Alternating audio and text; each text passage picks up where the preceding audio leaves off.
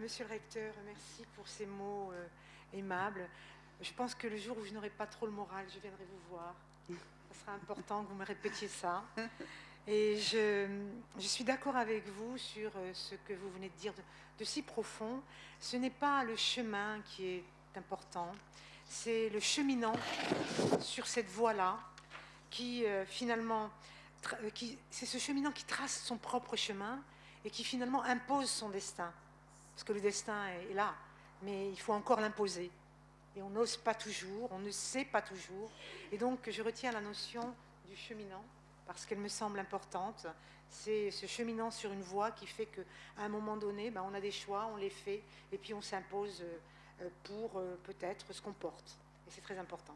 En tout cas, je vous remercie de m'avoir invité à cette journée, ce séminaire. Et puis aussi, je vous remercie, M. Al-Bikchad, pour votre constance dans l'organisation de séminaires, pas toujours faciles. Et vous ne choisissez jamais la facilité.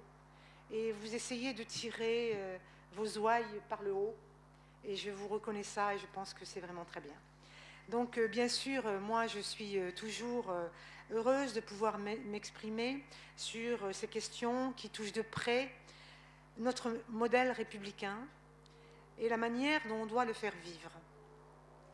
Parler des relations entre sphère privée et sphère publique en France, c'est évidemment faire référence à une tradition intellectuelle qui remonte à Kant et qui distingue clairement ces deux univers.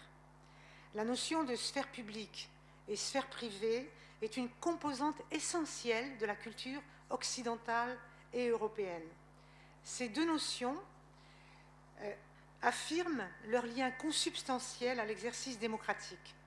La démocratie suppose de pouvoir s'exprimer librement et de faire usage de la raison. Ça a été évoqué tout à l'heure dans le débat sur la politique et exister, c'est exister politiquement. Exister politiquement, c'est faire preuve de raison, évidemment.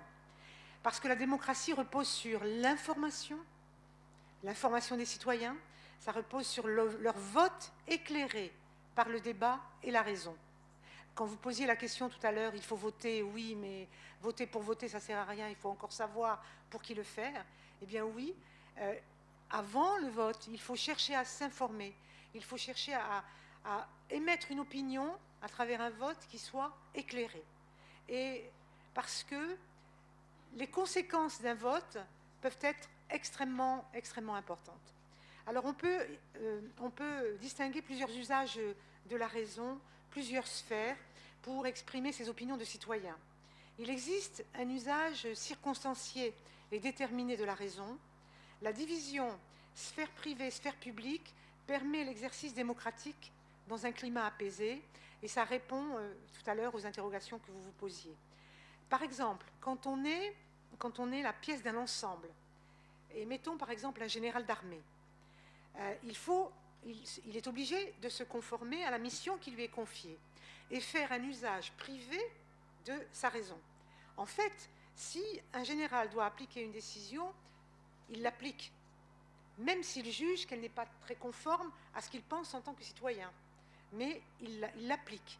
Et ça, c'est l'espace public. Mais il peut très bien se comporter loyalement envers ses supérieurs, en exécutant l'ordre qui lui a été donné, et il ne manquera pas de faire aussi, dans sa sphère privée, autour de ses amis, avec ses amis, il ne manquera pas d'expliquer ce que peut être ses réserves par rapport à l'ordre qu'il a exécuté. C'est dans ses cercles de réflexion et c'est sa sphère privée. Alors on l'aura compris, il ne s'agit pas de vouloir une obéissance aveugle, mais la raison doit pouvoir se soumettre à des fins particulières pour le bon fonctionnement de la société. La distinction sphère privée et sphère publique, et vous verrez qu'on arrivera aux femmes et qu'on arrivera évidemment à la question qui préoccupe beaucoup de gens, qui est la question du voile et du comportement dans l'espace public, c'est l'objectif d'assurer une bonne marche de l'État sans pour autant priver les citoyens de leurs possibilités d'expression. Alors prenons l'exemple d'un contribuable. Il peut, lui, ne pas être d'accord en fonction de ses opinions politiques avec les choix